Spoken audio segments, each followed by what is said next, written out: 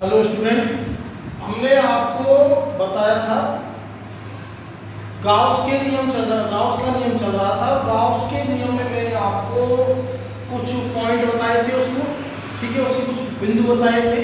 समझ में की बात कि गाउस का नियम कहाँ लागू होता है और कहाँ लागू नहीं होता। तो हम आज घन से संबंधित घन से संबंधित कुछ ले लेते हैं।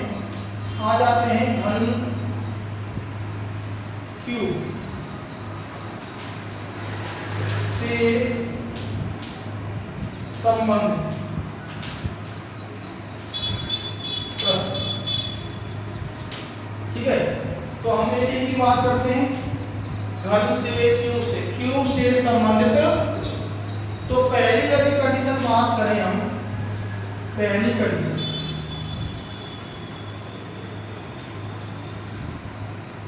यदि प्लस क्यू आवेश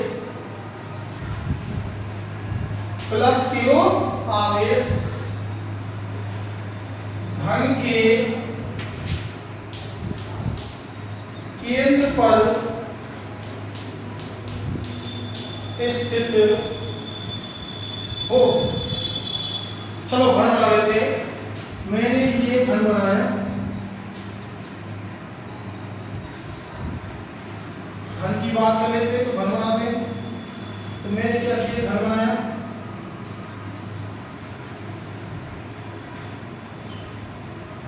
ये कोई घन है,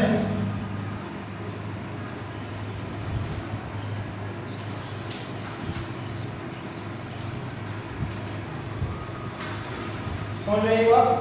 तो मैंने घन की बात की, ये मैंने क्या बना लिया, घन बना लिया। और मैंने यहाँ प्लस क्यू आवेश रख दिया घन के केंद्र पर, रख दिया घन के केंद्र पर मैंने प्लस क्यू आवेश को रख दिया। तो आप सुनो, घन के केंद्र पर जब प्लस क्यू आवेश रखा हुआ है तो पहला पॉइंट क्या पूछेगा कि घन से संबद्ध फ्लक्स क्या होगा। इस घन से संबद्ध या घन से निर्गत फ्लक्स क्या होगा, ठीक है। तो आई आप ये गाउस का नियम कहता है कि किसी भी आकृति से संबद्ध फ्लक्स उस आकृति पर उपस्थित आवेश और निर्वात की विद्युतशीलता के अनुपात में होता है। तो यदि बात करें तो आई क्यू, ठीक है, आई क्यू घन से संबद्ध कुल फ्लक्स क्या होगा, क्यू अपॉन में एप्सिलॉन नॉट। क्या होगा, क्यू अपॉन में एप्सिलॉन नॉट, ठीक है। जैसे कि मैं बात करूं कि ये बॉक्स है, ठीक है, इसको केंद्र पर रखा हुआ है। अगर इसके भीतर जो केंद्र में आवेश रख दिया जाए तो क्लोज प्रश्न बन जाएगा। समझ में नहीं बात, ठीक है। और ये घन कैसा है, सममित आकृति का होता है। कैसी आकृति का होता है, सममित आकृति का होता है, ठीक है। ये कोई घन है और इसके अंदर रख दिया तो क्लोज प्रश्न बन गया, ढका हुआ है, ठीक है। वो आवेश चारों तरफ से क्या होगा, ढका हुआ होगा, ठीक है।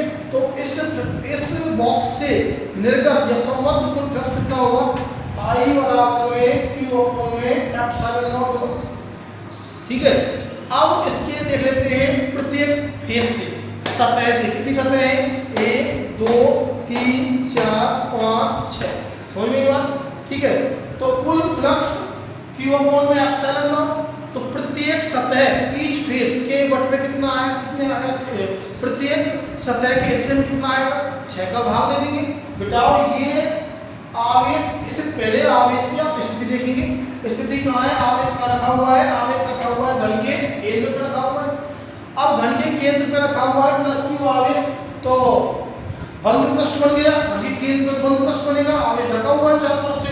और क्लोज पृष्ठ जब बन जाता है तो गाउस कहता है कि इसका फ्लक्स क्या होगा, क्यू अपॉन में एप्सिलॉन नॉट। समझ में नहीं बात इसका। अब यदि इसकी ईच फेस की बात करें, ठीक है, ईच फेस की बात करें, सतह से निर्गत फ्लक्स कितना होगा, ठीक है। तो प्रत्येक सतह से संबद्ध फ्लक्स क्या होगा, ठीक है। तो मैं कैसे करूंगा, प्रत्येक, ये तो पहला पॉइंट हुआ इसमें, घन से संबद्ध कुल फ्लक्स यहाँ लिखेंगे पहला पॉइंट। अब देखो यहाँ बात करेंगे प्रत्येक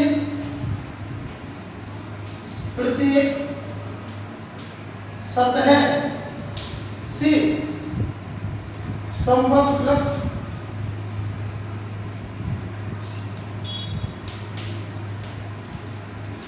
कितनी सतह, कितनी फेस है, 6। तो इसका क्या कर देंगे, छठा हिस्सा कर देंगे। तो पाई फेस, फेस की बात कर रहा हूं, या फिर आप लिख सकते हैं पाई सतह की, पाई सतह कितना हो जाएगा, पाई सतह से 1/6 क्यू अपॉन में एप्सिलॉन नॉट। समझ में आई बात, ठीक है। तो ये आपका क्या हुआ प्रत्येक सतह से। अब प्रत्येक कोने की बात करें तो कोने कितने हुए, कोने 1 2 3 4 5 6 7 8, ठीक है। तो प्रत्येक कोण फ्लक्स कितना है, क्यू अपॉन में एप्सिलॉन नॉट, ठीक है। तो प्रत्येक कोने से, तो प्रत्येक कोने से, प्रत्येक कोने से संबद्ध फ्लक्स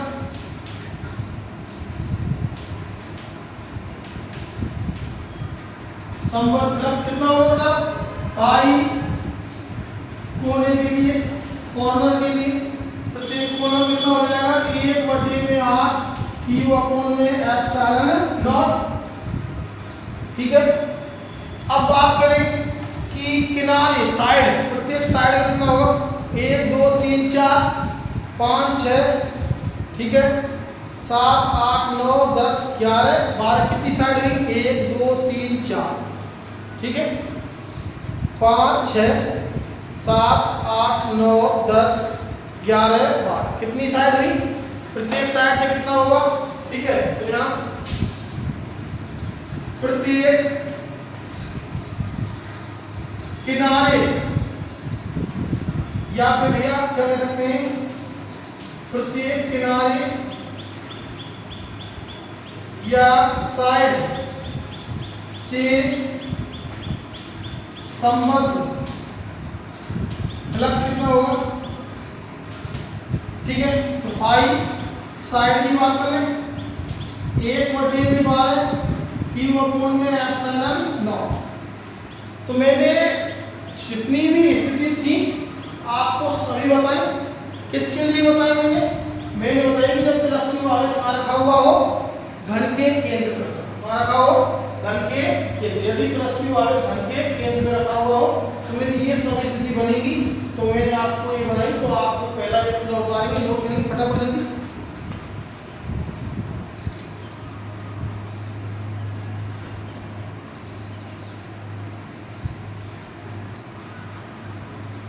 जल्दी नोट करेंगे इसको।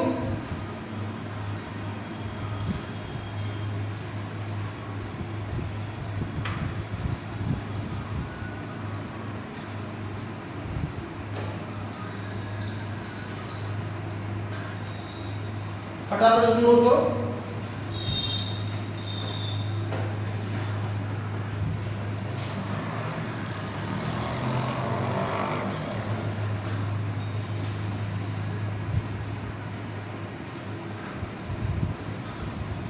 तो आपने नोट कर दिया होगा, आगे चलते हैं।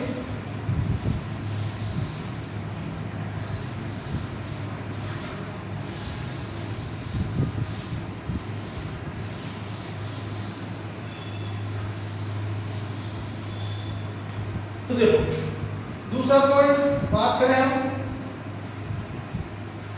यदि प्लस क्यू आवेश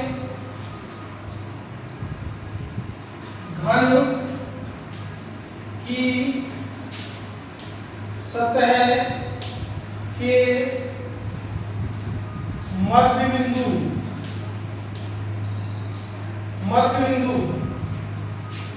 पर स्थित हो, कहाँ हो, घन की सतह के मध्य बिंदु। तो देखो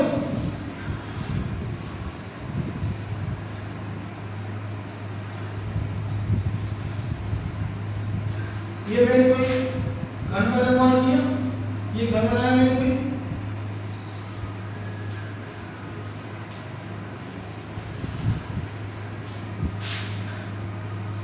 समझ में नहीं बात। तो इसकी ये फेस हुई, ठीक है। और थोड़ा सा अच्छा बना देते हैं इसको,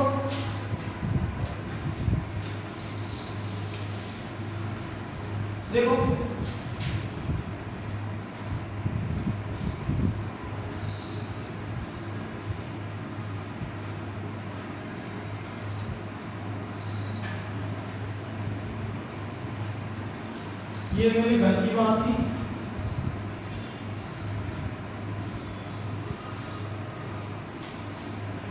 अब मैंने कही कि ये घन है, इसकी एक बेस तो ये है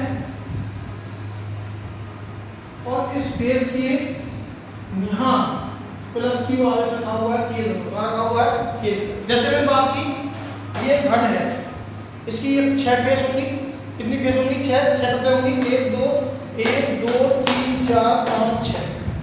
तो मैंने प्लस क्यू आवेश को इस सतह के मध्य बिंदु पर रख दिया, मध्य बिंदु। समझ में आई बात? तो अब बताना है कि इस टोटल जो आपका घन है इससे संबद्ध फ्लक्स बताना है। ठीक है, तो पहली बात अब कैसे निकालेंगे बेटा? यहां मैंने आवेश रख दिया प्लस क्यू आवेश, यहां रख दिया प्लस क्यू आवेश रख दिया। ये कोई घन है, आपकी घन जैसे मैंने यहां बनाया, ये घन है और घन की एक सतह के मध्य बिंदु में प्लस क्यू आवेश रख दिया। अब ये आवेश इधर से दिख रहा है। ठीक है, मतलब क्लोज पृष्ठ नहीं है, क्लोज पृष्ठ बनाना है। कैसे बनाना है? बंद पृष्ठ बनाना है। तो आप क्या करेंगे? इस आवेश को इधर से तो बंद है, इधर से ढकने के लिए, इधर से दिख रहा है तो इधर से ढकने के लिए ऐसा ही इतना ही आकृति का, ठीक है, एक घन और लगा देंगे। समझ बात? जब एक घन और लगा देंगे तो आपका जो आवेश है प्लस क्यू आवेश ये ढक जाएगा। ठीक है, तो जब आकृति कैसी बन जाएगी? सममित आकृति बन जाएगी। एक घन और लगाएंगे, फोल्ड करेंगे दोनों घनों को तो भी सममित आकृति बनेगी, एक दूसरे दाब लेंगे। ठीक है, तो मैंने क्या करूंगा एक तरीका सुनो। यदि मैं इस घन से निर्गत फ्लक्स निकालूंगा तो उसका तरीका क्या है कि इसके पास ही इसको ढकते हुए एक क्या रख दूंगा मैं? एक घन और रख दूंगा। जैसे कि मेरे ये बॉक्स है ना, यहाँ प्लस क्यू आवेश रखा, जहाँ दिख रहा है आवेश, तो एक बॉक्स और लगा देंगे। ठीक है, जब एक बॉक्स और लगा देंगे तो दो बॉक्स बन गए, तो टोटल फ्लक्स कितना बचेगा? इनसे दोनों सममित आकृति बन गई, बीच में आवेश आ गया और एक क्लोज पृष्ठ बन गया। ठीक है, तो उनसे दोनों से निकलने वाला कितना है? Q अपॉन एप्सिलॉन नॉट होगा। लेकिन हम तो केवल रियल की बात करेंगे, जो हमारा वास्तविक है वो तो काल्पनिक था बेटा। हमने यहाँ काल्पनिक मान लिया कि इसको एक और रख दिया, एक बॉक्स से और ढक दिया, वो काल्पनिक था। ठीक है, हम इस रियल की बात करेंगे।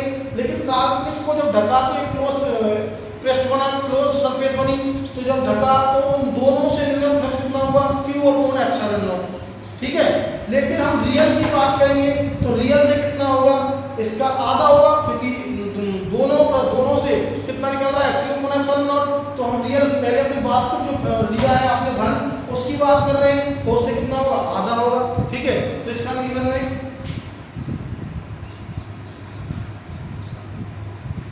घन से संबद्ध फ्लक्स। ठीक है, टोटल फ्लक्स कितना है?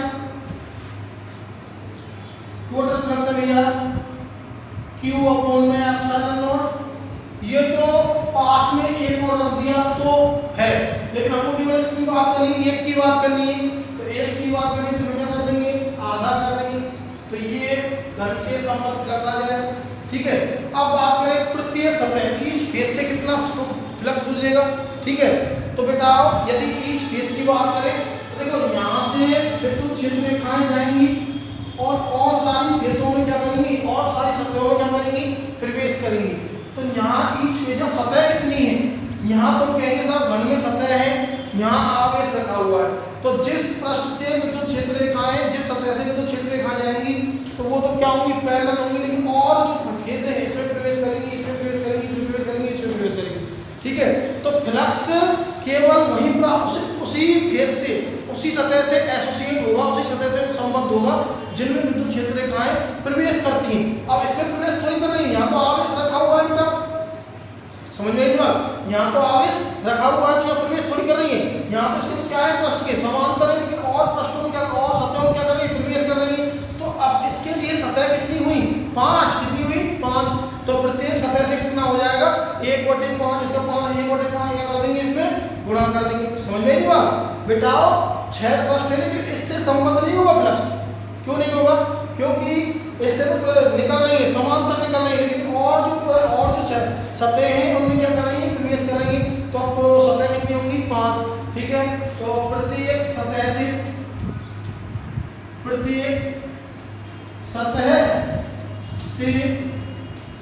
कौन सा, ध्यान दें, प्रत्येक सतह से निर्गत फ्लक्स कितना होगा, Q।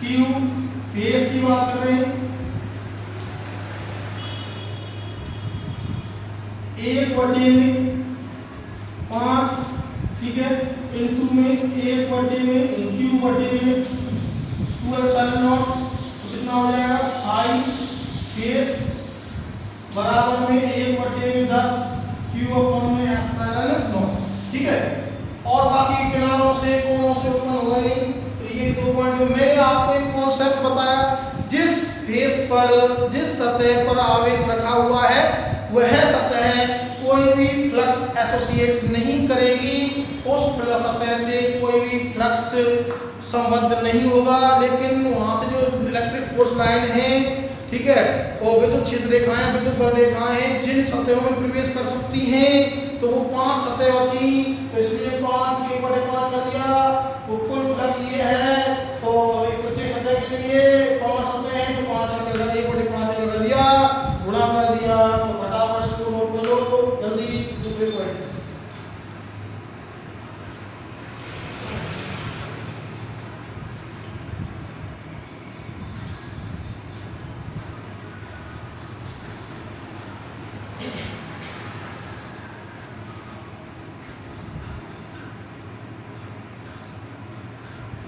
ठीक है, इससे तो इलेक्ट्रिक फील्ड लाइंस निकलेंगी बाहर, ऐसे बना लेना।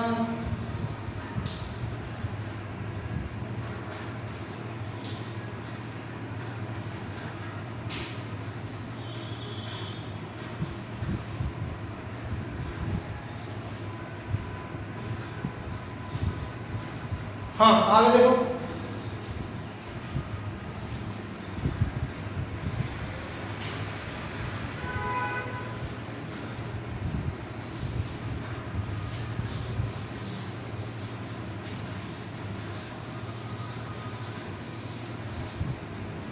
तीसरा यदि +Q आवेश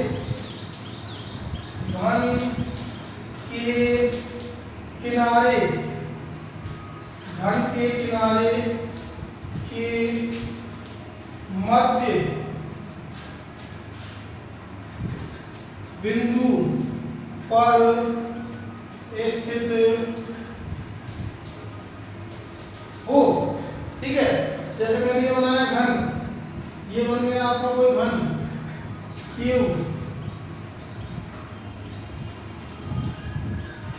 बन गया ये।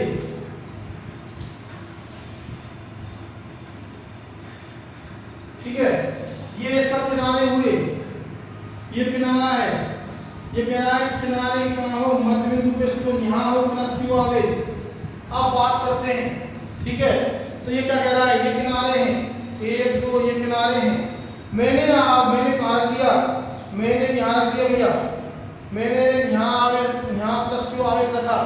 ठीक है, तो अब इस घन से निर्गत कितना फ्लक्स होगा। ठीक है, यहाँ मैंने लिखा, ध्यान दो, मैं ये किनारा है, इस किनारे के मध्य बिंदु पे यहाँ मैंने आवेश को रखा। समझ में आई बात, जब मैंने यहाँ आवेश को रखा तो क्लोज पृष्ठ नहीं बन रहा है, आवेश दिख रहा है।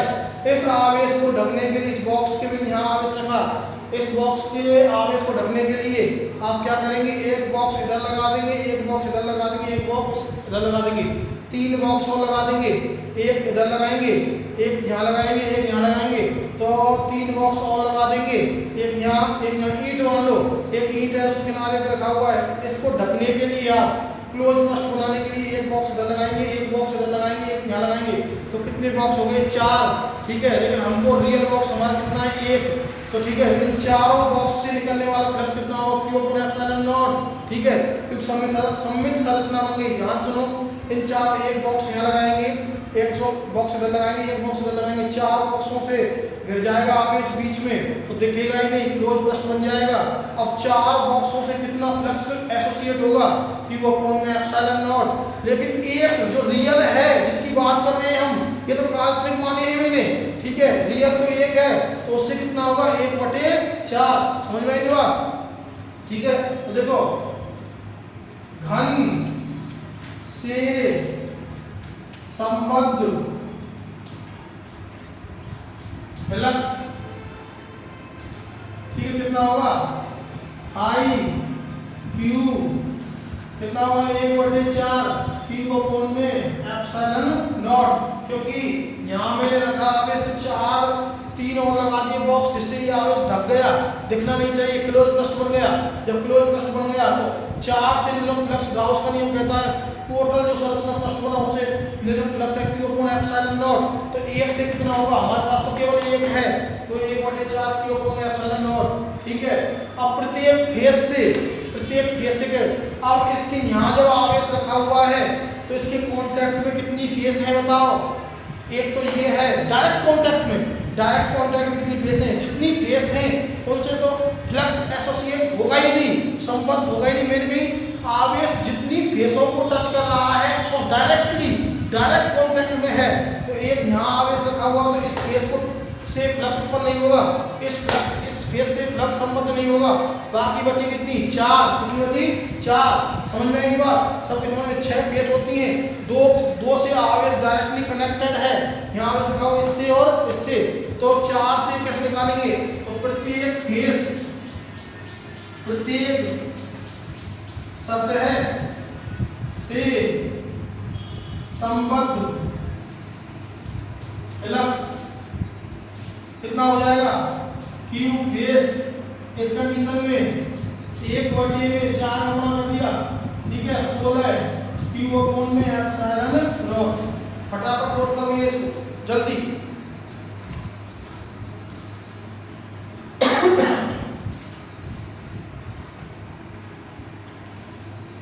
जल्दी नोट करो।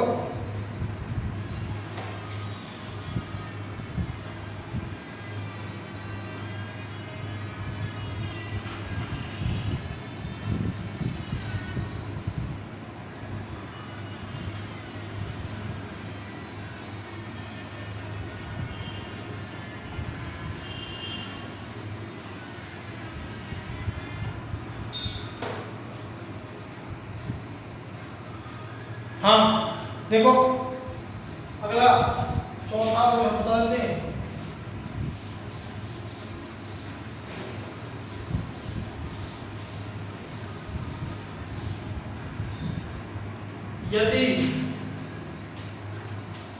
यदि प्लस Q आवेश घन के कॉर्नर कोने पर स्थित हो, कैसे भैया, ये घन बना दिया मैंने, ये घन में आपका, ठीक है, ये बना दिया मैंने घन,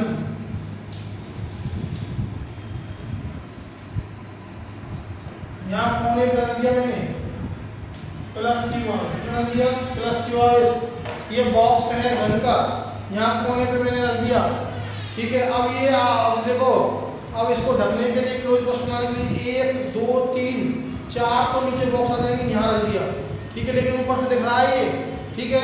यहाँ ढकने के लिए एक बॉक्स इधर लगाएंगे, एक बॉक्स इधर लगाएंगे, प्रत्येक इस घन से संबद्ध फ्लक्स निकालेंगे, एक बॉक्स यहाँ लगाएंगे, एक बॉक्स यहाँ लगाएंगे, एक यहाँ लगाएंगे, 4 नीचे लगा दिए, 4 ऊपर लगा देंगे ढकने के लिए, टोटल बॉक्स कितने हुए 8।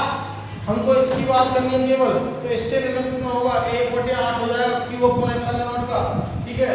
तो घन से संबद्ध फ्लक्स कितना हुआ I Q की बात कर रहे हैं, तो कितना हो जाएगा 1/8, ठीक है, Q अपॉन में एप्सिलॉन नॉट। कितनी सरफेस कांटेक्ट में है, 1 2 3 यहाँ रखा हुआ है, तो 1 2 3 सरफेस कांटेक्ट में है, बची कितनी 3, तो प्रत्येक सतह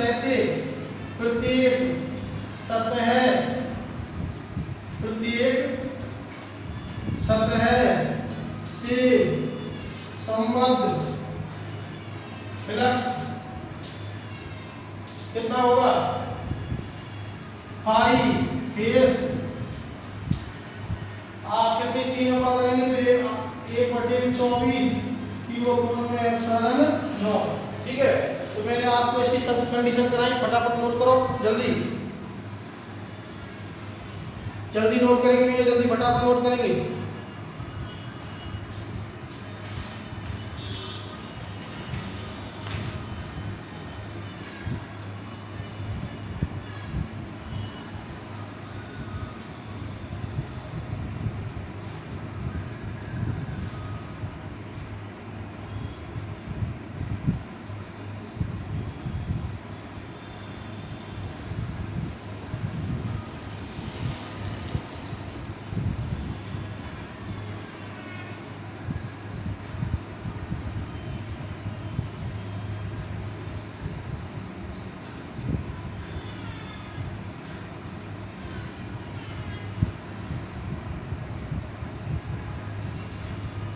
हाँ बता लिया होगा।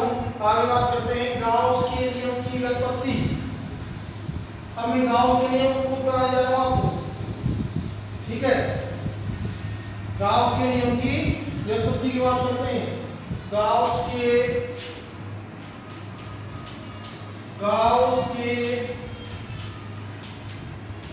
नियम की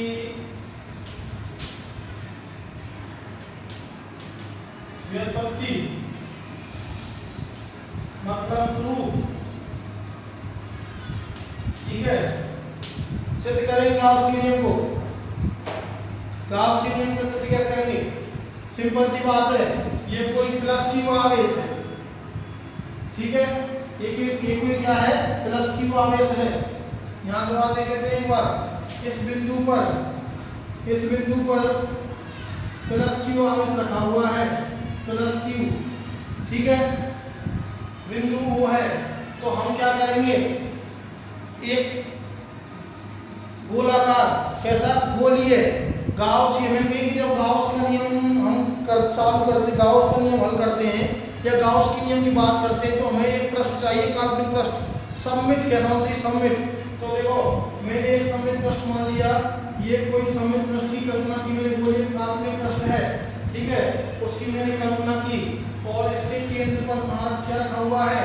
एक आवेश रखा हुआ है बेटा। ठीक है, प्लस क्यू आवेश रखा हुआ है, यहाँ रखा हुआ है प्लस क्यू आवेश बिंदु O। ठीक है, बिंदु O। और तो मैंने क्या किया कि एक गाउसिय पृष्ठ बना लिया। क्या बना लिया?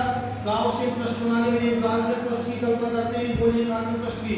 ठीक है, और इस पर मैंने ले लिया एक अल्पांश। क्या ले लिया? अल्पांश।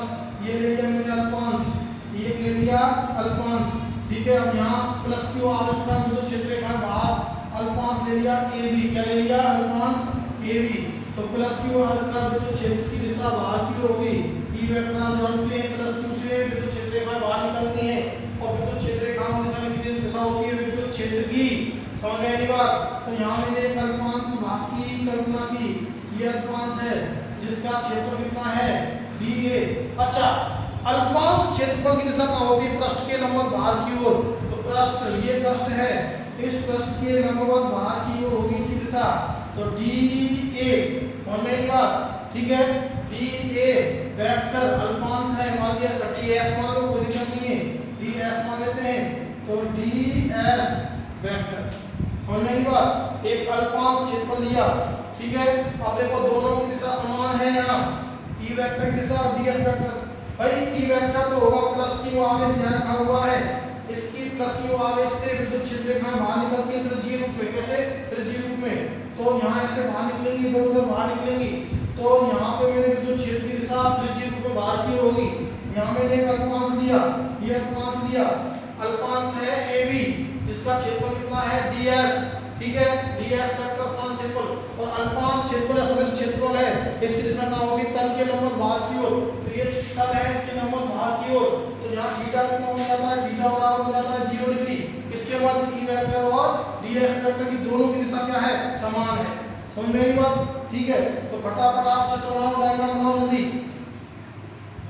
और यहाँ में मान लेता हूँ बिंदु P है, ये क्या है बिंदु P, बिंदु P की बात करता हूँ, बिंदु P है और बिंदु P पर मुझे r दूरी पर, कितनी दूरी पर है r दूरी पर है,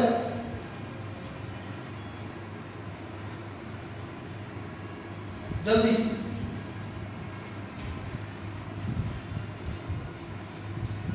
हाँ। तो देखो चित्र अनुसार बिंदु O पर प्लस Q आवेश स्थित है, चित्र अनुसार बिंदु O पर प्लस Q आवेश स्थित है, चित्र अनुसार बिंदु O पर प्लस Q आवेश स्थित है। बिंदु O को केंद्र मानकर स्मॉल r त्रिज्या के, बिंदु O को केंद्र मानकर स्मॉल r त्रिज्या के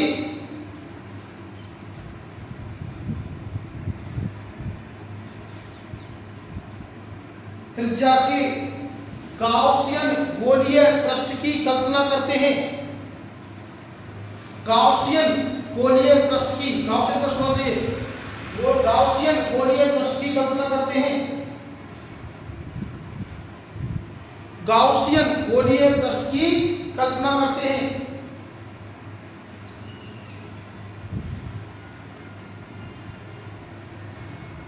जिस पर एक अल्पांश भाग AB है,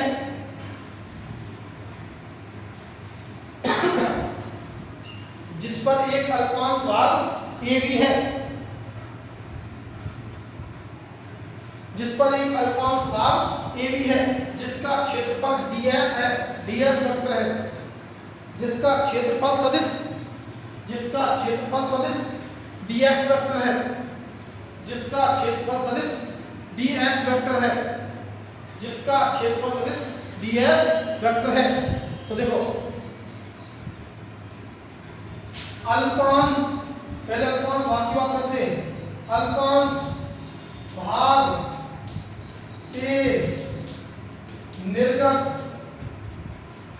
फ्लक्स, अल्पांश भाग से निर्गत फ्लक्स कैसे निकालेंगे, देखो अल्पांश भाग से निर्गत फ्लक्स निकालना है, तो अल्पांश भाग से निर्गत फ्लक्स निकालेंगे, कैसे निकालेंगे भाई, अल्पांश भाग से उत्पन्न निर्गत फ्लक्स क्या होगा अल्प, तो मैं लिख सकता हूं d फाई बराबर में, ठीक है, कितना आ जाएगा E वेक्टर डॉट में ds वेक्टर, ठीक है, ये आ जाएगा।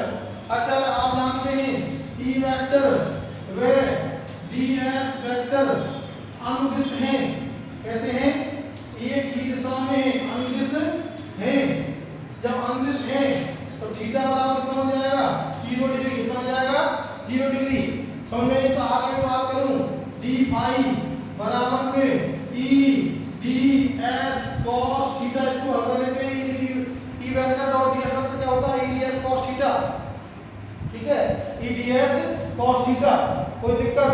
यहाँ आगे बात करें तो मान रख देंगे d फाई बराबर E ds cos 0, cos 0 का मान कितना होता है, cos 0 डिग्री बराबर क्या होता है 1, तो यहाँ d फाई बराबर क्या आ जाएगा, d फाई बराबर आ जाएगा E ds, ठीक है, E ds।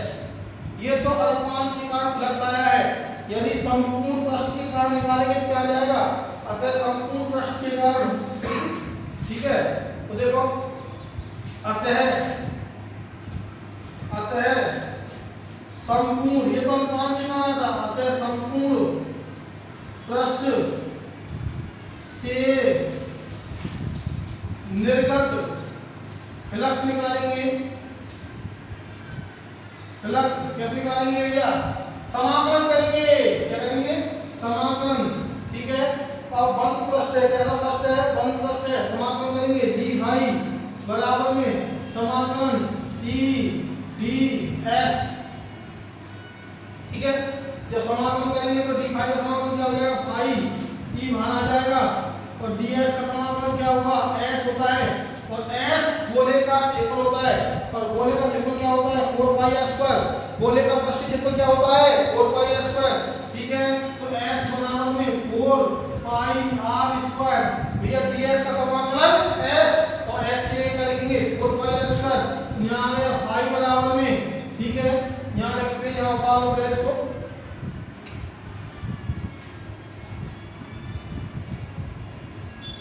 यहाँ तक आप नोट करेंगे फटाफट जल्दी।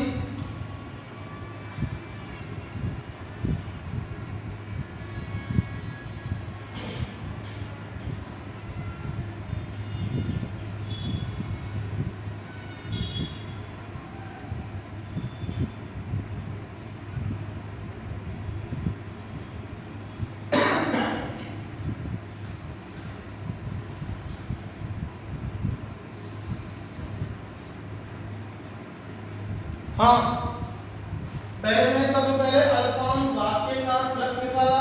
अल्पांश भाग के कारण फ्लक्स अल्प होता है d फाई बराबर में e vector dot ds vector. ठीक है, दोनों की दिशा समान है बेटा, तो थीटा बराबर 0 लिख दिया। ठीक है, अब जिससे में थीटा बराबर 0 आएगा, इसको आगे हल कर लिया, e vector dot ds vector होगा e ds cos थीटा आ जाएगा। थीटा का मान रखा cos 0 1, तो फाई बराबर e ds। आगे देखो यहाँ ये तो अल्पांश के कारण था, यदि संपूर्ण पृष्ठ का निकालेंगे तो इसका क्या कर देंगे हम, समाकलन कर देंगे। समाकलन किया, फाई का समाकलन फाई हो जाता है। ठीक है, ई को बाहर ले लिया, ds का समाकलन क्या हो जाता है s। s है भैया पृष्ठीय क्षेत्रफल गोले का, और गोले का पृष्ठीय क्षेत्रफल क्या होता है 4 पाई r स्क्वायर। क्या होता है 4 पाई r स्क्वायर। तो अपने पास फ्लक्स का मान क्या आ जाता है, अपने पास फ्लक्स का मान आ जाता है,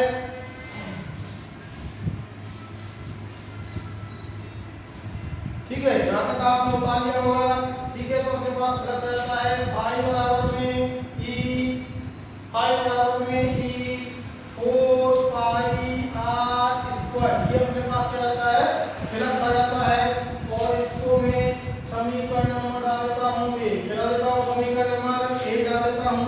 ठीक है, अब हम बिंदु P पर विद्युत क्षेत्र की तीव्रता ज्ञात करेंगे, प्लस क्यू आवेश के कारण। ठीक है, तो देखो प्लस क्यू आवेश के कारण, प्लस क्यू आवेश के कारण बिंदु P पर विद्युत क्षेत्र की तीव्रता, विद्युत क्षेत्र की तीव्रता, तो विद्युत क्षेत्र की तीव्रता क्या आ जाएगी, P बराबर कितने की में 4 पाई। विद्युत क्षेत्र की तीव्रता आप जानते हैं क्या होती है, बिंदु पर आवेश कारण P बराबर में k P को अपॉन में r स्क्वायर। यहाँ k का मान दिया 1/4 पाई k P को अपॉन में r स्क्वायर। समीकरण नंबर 2, समीकरण 2 से मान काट देंगे समीकरण 1 में, काट देंगे समीकरण 2 से मान समीकरण 1 में रखेंगे।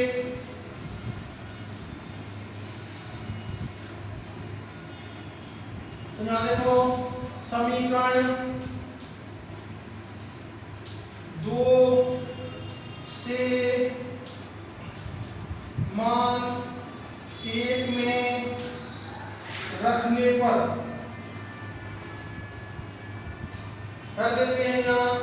यहाँ रखेंगे phi equal to 1/4 pi epsilon naught q upon में r square dot 4 pi r square. 4 pi से 4 पाई कट जाता है, r स्क्वायर से r स्क्वायर कट जाता है, तो पाई बराबर में q अपॉन में एप्सिलॉन नॉट।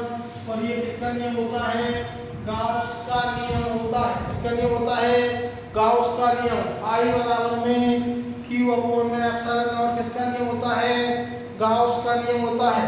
समझ में आई बात, ठीक है। तो यहाँ लिख देंगे, ये उतार फटाफट, जल्दी उतार बताओ, जल्दी आप फटाफट उतारो। हमने सिद्ध कर दिया है, ये तो होता है केवल क्यू आवेश था तो क्यू आ गया, एप्सिलॉन फाई बराबर में क्यू अपॉन में एप्सिलॉन नॉट। हमने गाउस के नियम की व्युत्पत्ति की है, गाउस के नियम क्या किया है, सिद्ध किया है। समझ में की बात, ठीक है। फटाफट आप इसको उतारो।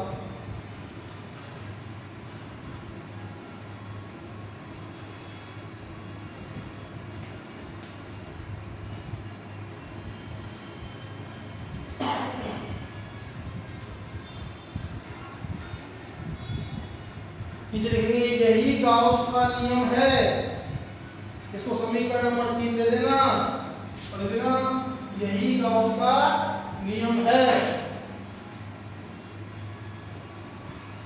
यही गाउस का नियम है। तो ये आपके पास गाउस के नियम के बारे में बात हो गई। अगली क्लास में हम बात करने वाले हैं गाउस के नियम के अनुप्रयोग चलेंगे। बहुत ही ध्यान से आप देखें, अनुप्रयोगों की बात करेंगे अगली क्लास में। ठीक है, आज क्लास में बस इतना ही। ठीक है, धन्यवाद।